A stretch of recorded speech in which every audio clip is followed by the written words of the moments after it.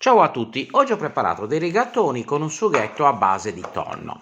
Gli ingredienti molto semplici come al solito e naturali: prezzemolo, che in questo momento sto tritando, aglio, capperi, pomodorini, olive, sale e pepe a piacere, olio extravergine d'oliva e non può mancare il tonno.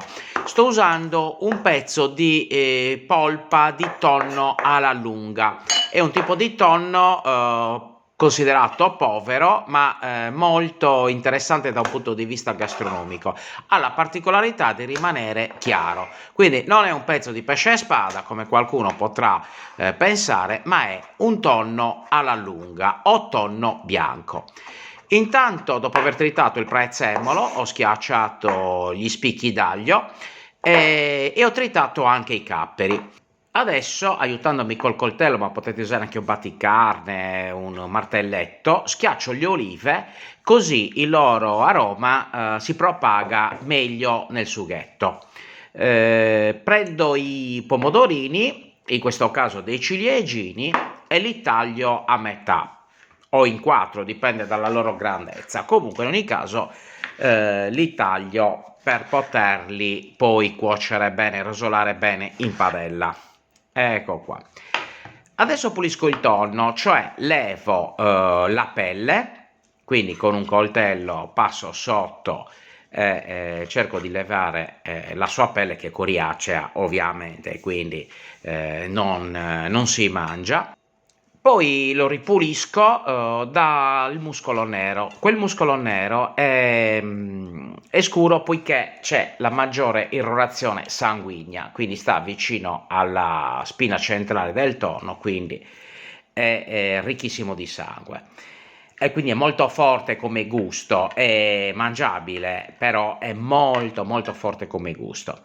Adesso lo taglio a fettine e poi a dadini. Uso sempre un tonno abbattuto, così come a volte uso lo spada, come uso in genere i pesci che devono essere cotti pochissimo, quindi un congelamento in modo così da essere sempre sicuri anche se poco cotti.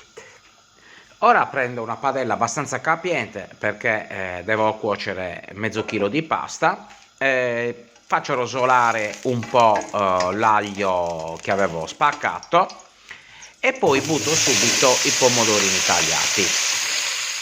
Quindi una cosa molto rapida. Aggiusto di sale e poi pian piano li schiaccio con un cucchiaio, con una forchetta, insomma faccio uscire un po' del loro sughetto per creare un po' di fondino, un po' di base. Ecco qua, pian piano qualcuno lo schiaccio in questo modo. Una volta creata la base, levo l'aglio. Ecco qua. Una volta tolto l'aglio, aggiungo le olive che avevo schiacciato e poi i capperi tritati. E così ho composto la base. Adesso aggiungo il tonno che avevo tagliato a dadini e lo faccio insaporire con la base. La cottura ovviamente è breve perché poi continuerò a cuocere anche quando finisco di risottare la pasta in padella. Aggiusto con un pizzico di sale, un po' di pepe, questo tutto a discrezione, eventualmente anche il peperoncino rosso ci sta bene, e poi una lacrima di vino bianco.